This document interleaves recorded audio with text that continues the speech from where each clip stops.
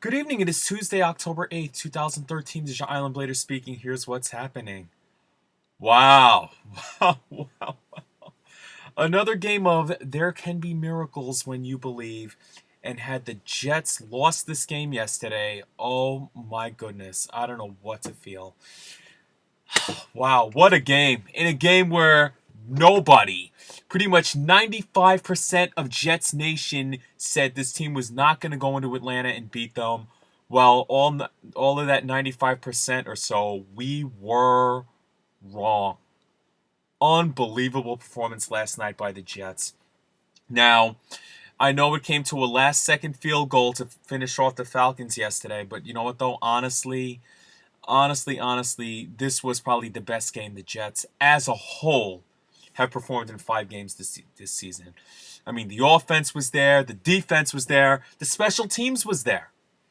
Okay, the quarterback looked great yesterday. He played mistake-free football.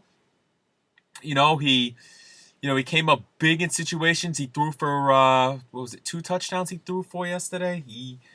He was he was pretty darn good last night. I mean, I had to admit you had to have been very impressed with Mr. Geno Smith there. The defense, boy, do I love the D line. And I mean, aside from Geno Smith yesterday, another big hero you have to think is Muhammad Wilkerson.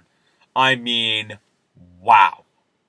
I mean, he was unbelievable last night. And, the D-line as a whole, Wilkerson, Sheldon Richardson, they all got involved and gave Atlanta only allowed, 64 rush yards all game long. I mean, 2 touchdowns were on the ground, but outside of that, I mean, they had that big stop before halftime. The Jets are up 17-7. And why Mike Smith did not kick the field goal there, well, that's Atlanta's, but that's not our problem. The bottom line is, 17-7. I mean, and if you think about it, like I said, the Jets outplayed Atlanta. I mean, really, Atlanta scored their first points because it was a fluke. Okay? Atlanta had the opening possession of the game. The Jets gave away 2 turnovers that they probably should have had. I mean, first on that opening drive, Darren Walls dropped an interception that possibly could have gone for a pick six. But on the next play, I mean, and on that ensuing drive when, Atlanta has to punt and Antonio Allen blocks the punt, setting up the Jets beautifully. They only got 3 out of it, but okay. But on the next drive, Ryan finds Roddy White over the middle, who makes one quick football move and actually fumbles the ball. DeJuan Landry misses his hands on it, and then Julio Jones alertly ran after the ball and got it. And what could have been a turnover for the Jets ended up being, in essence, like a 35, 40-yard gain for Atlanta. That eventually led up to the touchdown that they scored. I believe it was the first or second play of the second quarter, 7-3. But then, no panic. I said, you're sitting there and you're like, you know what? Listen, Jets, you have done great to this point. You're thinking, all right, they're down 7-3. All right, nice try. They're probably, but they showed every poise in the world. I mean, Geno Smith, like I said, big play here and there. Cumberland took off with his speed there, scoring that touchdown from 20 yards out to give the Jets the lead there, 10-7. And then my little man, Jeremy Curley, did it again. Another play there. Curley had quite a few big plays yesterday, even on special teams, later on in the game there.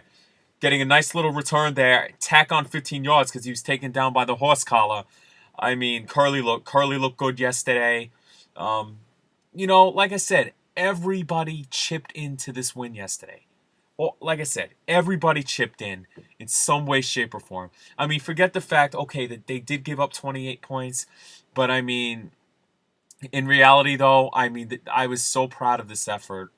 I mean, the defense, the only problem was just stopping Tony Gonzalez. And when Matt Ryan gets on the roll, because he is obviously one of the best quarterbacks in the league, he did enough yesterday to help me win fantasy football for the week. But anyway, and also, the Jets got a turnover yesterday.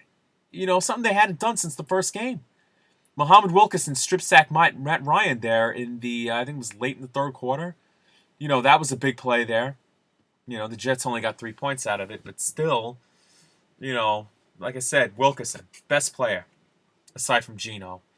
And, Kellen, and even Kellen Winslow, one catch the whole game. And what was that one catch? A touchdown. Just kept his feet in the back of the end zone there. And I believe that gave the Jets a 27-14 lead. That was early in the fourth quarter. Now, just because I'm speaking all those positives does not mean that there were negatives, because there were negatives in this game. Like I said, I mean, the Jets, played that mistake-free first half where they looked amazing. They looked really good. I mean, it was unbelievable. The negative was, they did give up quite a few third down conversions and a couple of fourth downs. They cut down on the penalties. They only took 6 yesterday, but, a couple of pass interference penalties. There was that critical holding penalty late in the fourth quarter that set up Atlanta to take the lead, and they eventually did. I mean, I'm not going to lie to you. Some of those were real borderline penalties, especially the one that they actually called on David Harris. I don't know if they really meant for David Harris or Demario Davis, but Harris and somebody else, I forgot, they had Tony Gonzalez by his jersey, because Tony Gonzalez was torching the defense. But then Demario Davis is right there on the play. I forgot who it was going to. It might have been Roddy White. Demario, as soon as the guy was coming to him, Demario makes the play, please. And then you're thinking it was on a fourth down, too. So you're thinking, all right, no way, we got this. The game's over. Let's do. And then they call a flag, and you're like, are you kidding me? You're like, what? But, despite that, even though you had to overcome those screwy Louie calls, the defense, how many times has, they got to stop fizzing out with the game on the line. I mean, they were fortunate that they did not use a timeout in the second half, because God forbid if not. So this defense has to stop giving it up with the game on the line. How many times under this regime has this happened? Okay. Second mistake second pet peeve. Fourth quarter, the Jets are up. I guess it was 27-21 at that point. Why in the world? Okay. Atlanta, they have 2 timeouts? Yeah, they used 1 timeout early. Why in the world? You have a fresh set of downs. You get that 4-yard run. You have a 2nd and 6. Marty Warningweg, and much as he called a great game yesterday, why is he once again trying to get away from the run? In the fourth quarter, when you're in the lead, you got to take the clock down. Okay? In the most obvious way possible. Okay? You can't gamble like that. Okay? You don't want to put Matt Ryan back on the field. So, to have Geno go out there and get sacked, and on that assumed play get called for too many men in the huddle, which happened like twice last night, still. They gave, every little thing counts. Every bit of those 40 seconds in between plays counts. So, when you give that up, you basically gave them a free play in that essence, in that scenario in the fourth quarter. So, I mean, those were the pet peeves that really could have gotten on a Jet fan's nerves last night. Like I said, I mean, I don't know if we'd be saying all this great stuff had the Jets lost 28-27. And also, how good is Nick Folk? I mean, this guy stunk up the yin yang in Dallas. But now, ever since, I mean, when we've needed a clutch kick from Nick Folk, he has delivered. Okay? Whether it be the Colts game, the playoff game back in 2010, whether it was the game against Dallas on September 11, 2011, this game, the Tampa Bay game in week 1, when we've needed it, we got it. Okay? Now, I mean, this is one of the best Jet wins. This is probably the best Jet win in a long time, where you could really feel great. Joe Benigno and Evan Roberts are saying, this might be the best win they've had since the New England playoff game 3 years ago. I mean, where it was just like kind of like a test, it's like pull the upset, that sort of thing.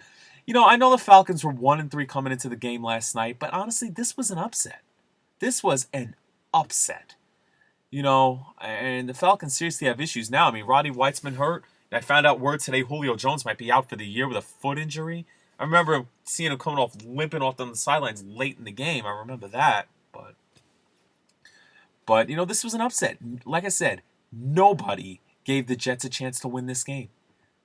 And when you thought that they're in it, you're like, oh my goodness. And they dominated the game. They did.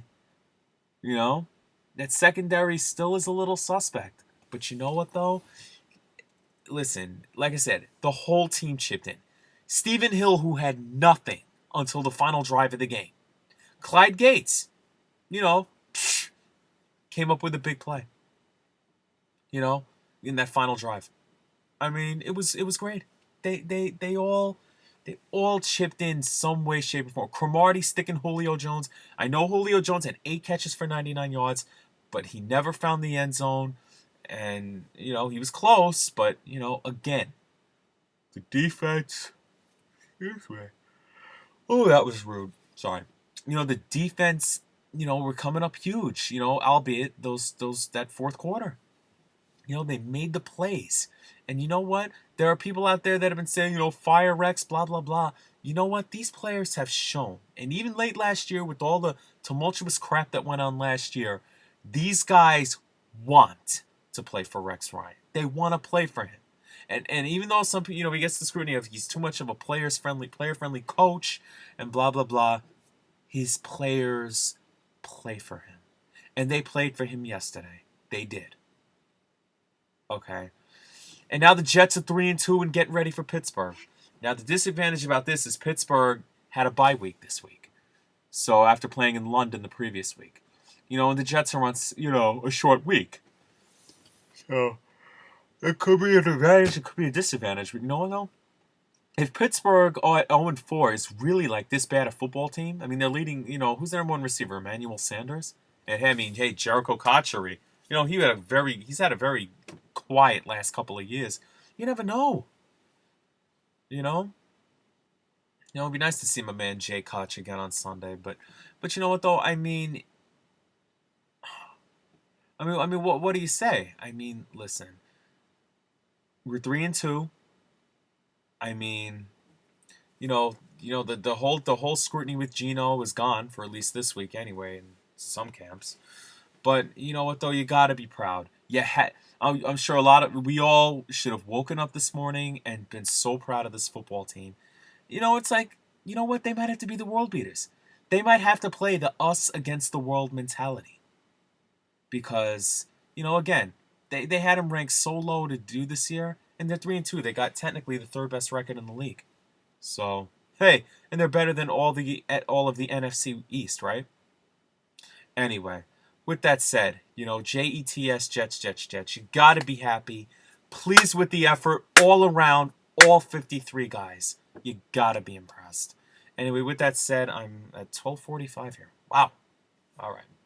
Enough. Anyway, this is your Island Blader speaking. Peace out for now. 3-2. Getting ready for the Steelers this upcoming Sunday. Oh, man. I can't wait.